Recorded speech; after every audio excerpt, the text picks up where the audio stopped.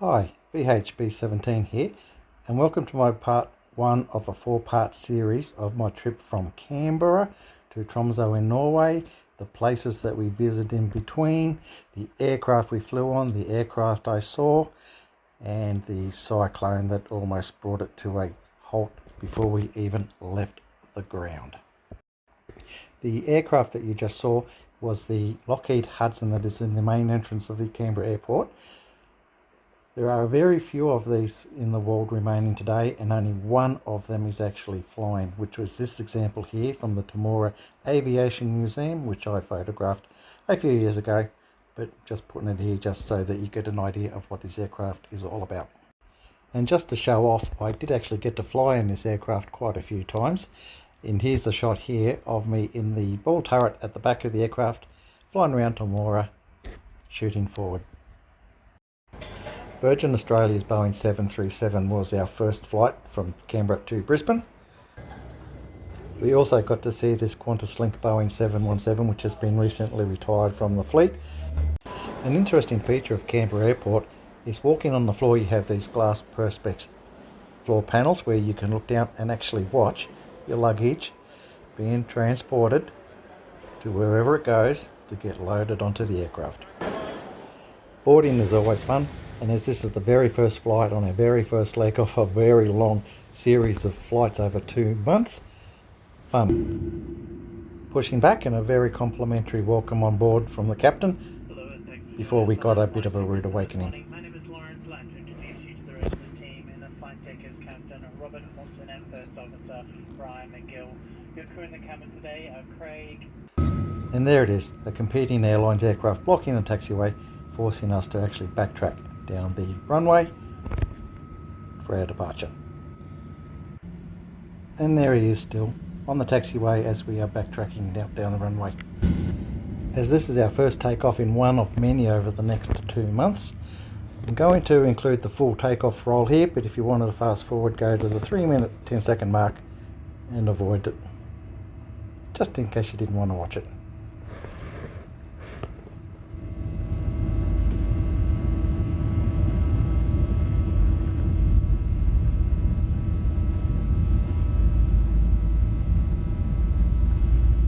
By the way, you're not getting the scenic view of Canberra as we take off, but you do get to see the old RAAF base at Fairburn there, including the hangar that I used to work in.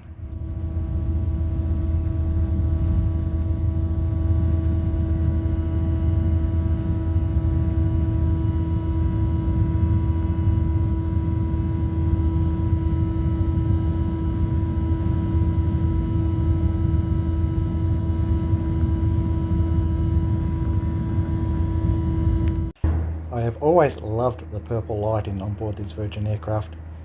Never ever ceases to bore me. The coffee, never good. Never ever good, but if you read the cups you can sometimes get a good chuckle out of it. I kind of did on this particular one.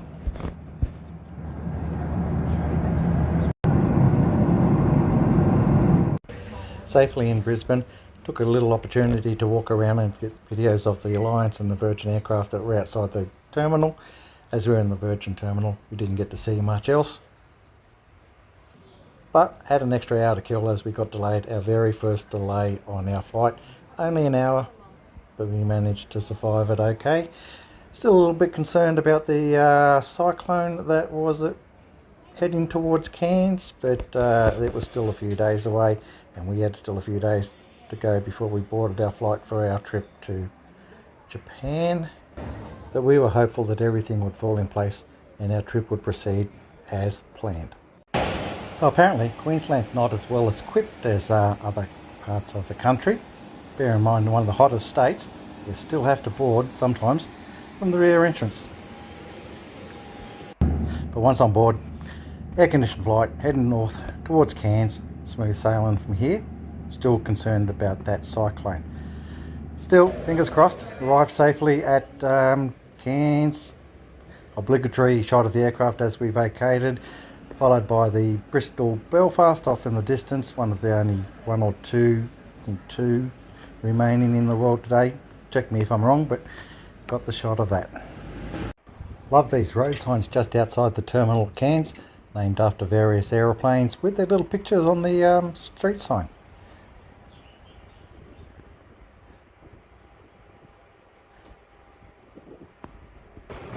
Safely booked into our hotel in Cairns, looking out over towards the ocean to see if we can see any signs of the cyclone. So far, nothing. All good. Went to have some food. Apparently it's crap. But my wife found this pancake place that suited her dietary requirements. Oh, and by the way, it's almost Christmas time. Can you tell the telltale signs? Walking around the Cairns Esplanade area, there's a lot of interesting artwork. Let's just call it that for artwork's sake.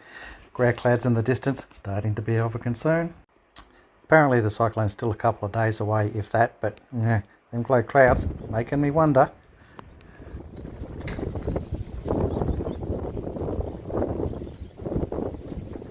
Our flight is still a couple of days away to Japan, so we spent a bit of time doing the touristy thing. Found a bad fishy, found a rainbow, oh, and you gotta see this. Rain. Tourist attraction. Got to do it. Everybody does it. So some fishies there and a big fishy there and a boat going backwards. Interesting. Always thought Queensland was a bit of a backward state. That's an end joke. I've used to live in Queensland, so I'm allowed to say it. But when you actually see a boat reversing, and naturally it's reversing because, you know, it's the easiest way out, but what skills that must take. Well, I won't say skills because, you know, it's just reversing. But you want to make sure there's nothing behind you when you're doing that. And he seems to be doing it at a great rate of knots as well. I was mesmerised by this, hence why you're getting to see all of it. Sorry about that. A slow speed collision with tortoises, which would look like this if it happened in real life. And a nighttime view of the casino and the Hilton Hotel where the helicopter just recently flew into and crashed, killing the pilot. Nightlife in Cairns, buzzing. Stinking bloody hot, but buzzing. Last look at the foyer before we headed off to the aquarium, where I got eyeballed by fish and found out that crabs climb trees. Who knew? Oh, and then I got a warm embrace by a lobster. Seriously, would have if I was in the water. Kitchy kitchy goo. And jellyfish. Mesmerised by these things, I could watch them for hours. Hours and hours and hours. For those of you who like sharks and stingrays, saw them too.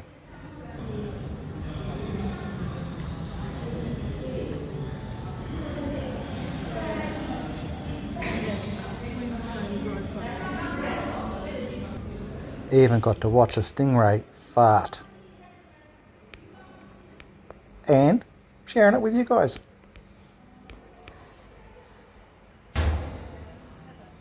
After the museum, we headed back to the Esplanade for lunch. Got to watch a couple of helicopters coming and going. Always fun.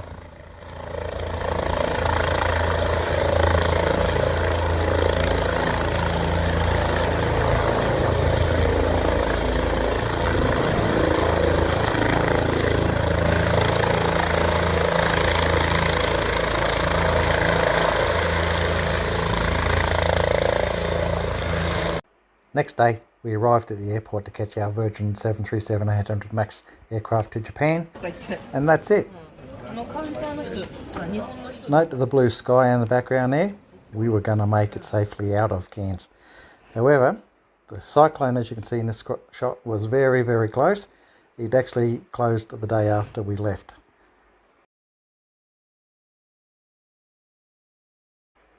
And this is our flight radar track showing how far we had got and how close the cyclone was to Cairns, which when it hit, flooded the airport out. It was closed for, I think, days, maybe up to a week. I can't remember now, but somebody can remind me on that in the comments for sure. We did book extra leg room even though we're in economy, just for a little bit of comfort on the trip. Attempted the obligatory bad cup of coffee. It was free. What can I say? I also wasn't overly impressed with the in-flight food, mainly because for an international flight we had to actually pay for it. Put me off a little bit. Maybe my judgment was clouded, but annoyed. But I did enjoy the view from the window of the 737 MAX as we transitioned from daytime into sunset, into darkness.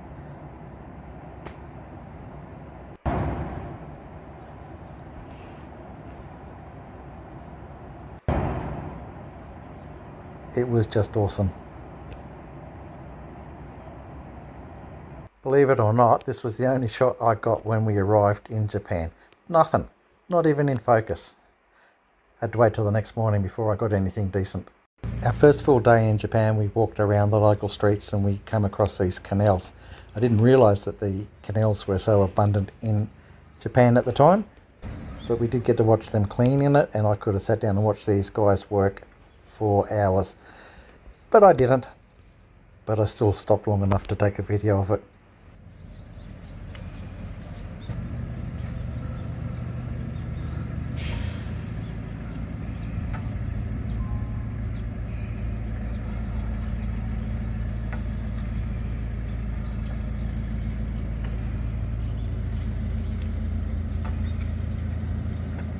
Later we came across this blue bridge which we stopped to take a photograph of, and then I stopped to take a photograph of my wife and daughter taking a photograph of, and then to promptly walk across the bridge. We were headed towards Tokyo Station, just a tourist place that I wanted to visit. Never been there before, so now was the time. And finally we got here, but I was so stuffed by the time we got here that we literally had to get public transport all the way back to our accommodation. The trip was planned to walk there and walk back, but oh my god, I'm too old for this. As I found out further throughout the trip, I'm just not up to it anymore. The next day we caught a bus to Tokyo Small Worlds, a place that I had on my bucket list for a very, very long time, mainly because it has this scale, well, I don't know what scale it is, but it's a full working replica of Kansai Airport, including terminal, and I could have spent all day here. This is when you regret taking your wife and daughter on holidays with you. They want to do other things. So I spent a good hour or so in this part of the airport, part of the building, watching and filming all this attraction, while my wife and daughter went and visited the rest of the other attractions throughout the building.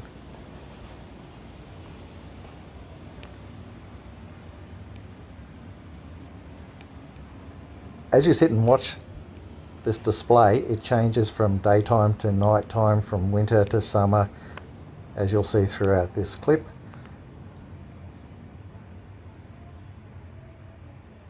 Every so often you'll see an aircraft come off its tracks. Somebody will have to walk out and pick them up and put them back on.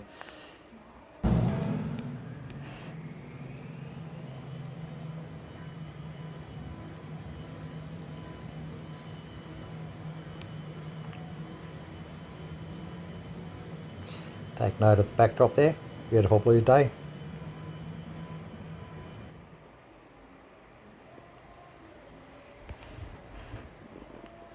And if you pick a time that's not as crowded as I was, you can actually walk down the length of the display and follow the aircraft. I gather if it was a busy day you wouldn't be able to do that because you would just be taking out people along the way. Notice how the background has changed now to the nighttime view as we come in for the nighttime landing.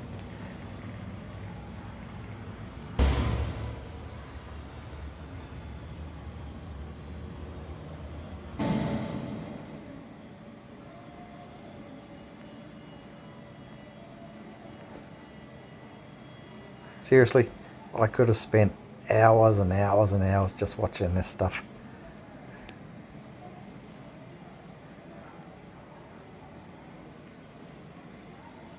Again, tracking the aircraft with no crowd, fun as. Here's the replica of the Kansai Airport as I was telling you about. For those of you who've been there, you'll recognise it. It's just mind-blowing awesome.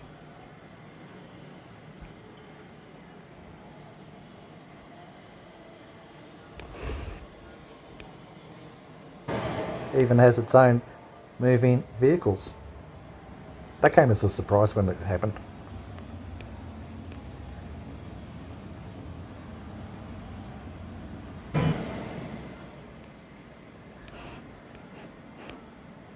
If there's one downside to this, I would say that not all the aircraft are in airline livery colours. As you see, most of them are Tokyo Small Words livery, but when you see the ones from Malaysian Airlines, it just makes it punch out. There's a British Airways one in the background there.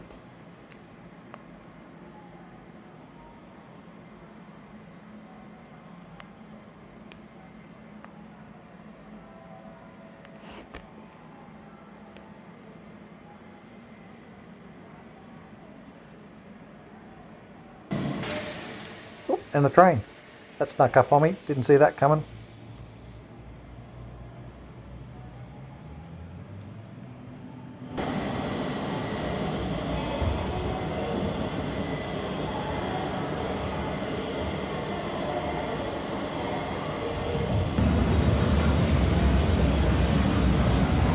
And there's that snowing backdrop.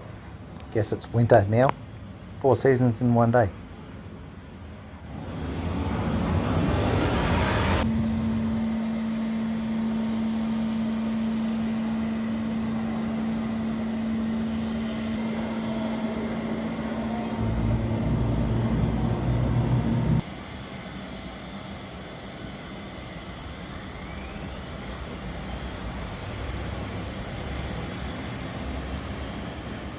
If you're willing to fight any claustrophobic fears, you can crawl through a very tiny narrow passageway to position yourself in the middle of the runway area to get shots like this.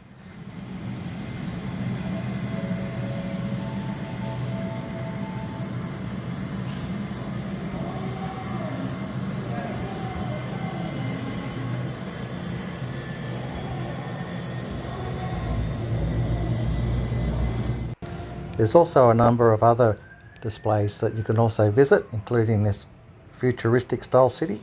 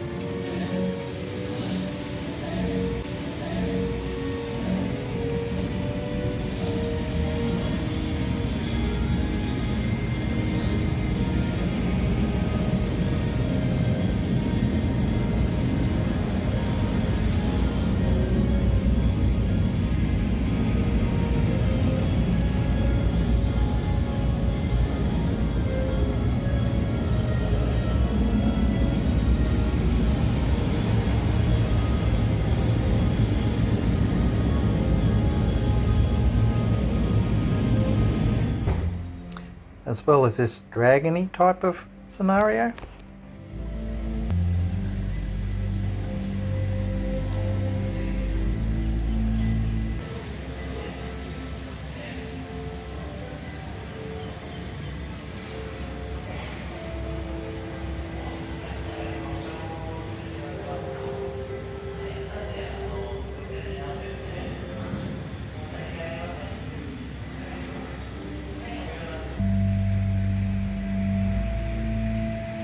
For the train lovers, there's more than enough to keep you amused all day as well.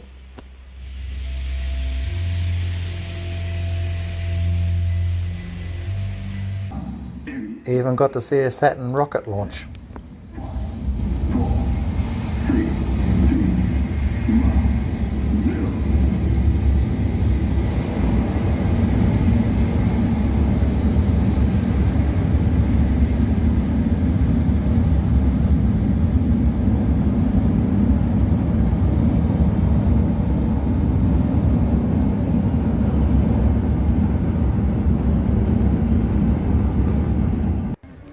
Next day we visited Disney Sea. Too overcrowded for me, but I got to see this biplane from Raiders of the Lost Ark. I think it might be a Boeing Stearman, but something about it just looks a little bit off. Got to see a boat, something that looked like a boat, a bigger boat, and cars. This little train was fun to ride, but Jesus, it was one of the shortest tracks that I've ever had from point A to point B. And you couldn't go backwards, you had to get off every time you got to the different location. The burning waterfall was very impressive, particularly at night. And then on the way out, the floating earth on a ball of water.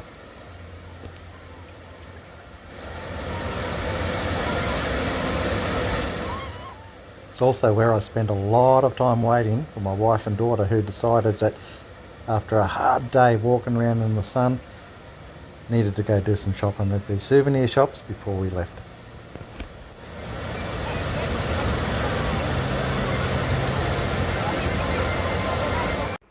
Next day we found a cat cafe, which we spent a good hour or so inside, soaking up the local pussycats. This part of town was obviously very high with anime tourists, so I lost my daughter here for a long time. But I did come across this live action photo shoot, which I decided I was going to help embarrass the poor young lady. Not intentionally, of course, but apparently I did. Later that evening we headed off to what we thought was a Christmas market. Well, it kind of wasn't. Found a Christmas tree, but that was pretty much it. But this should give you an idea of where we were close to at that time. Anyway, that was a big day, so we caught the train back for the next morning, where we were headed off to Shibuya. We did, however, come across this location, which we referred to as the English town of Japan. Just out of place spot in the middle of, well, you're just not expecting it. So there you go. Walking across Shibuya Crossing for the very first time was everything I expected it to be. Rushed. This statue of the most loyal dog in Japan is heartbreaking. This dog returned to this station for 9 years, waiting for its owner to return. Unfortunately, that was never going to happen, as the owner had died 9 years ago. The police cars in Japan are pretty interesting.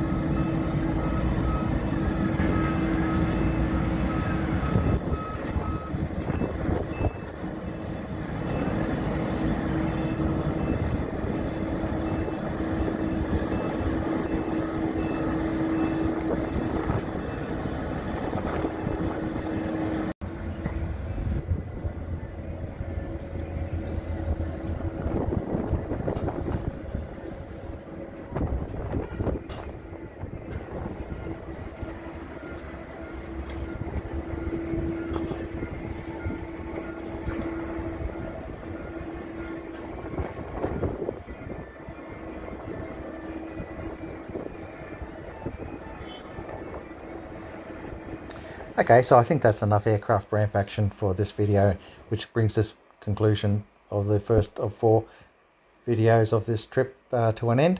If you would like to be notified of the next one when it's available, just hit subscribe so that you get notification when it appears. Thanks very much for your time. Have a great day.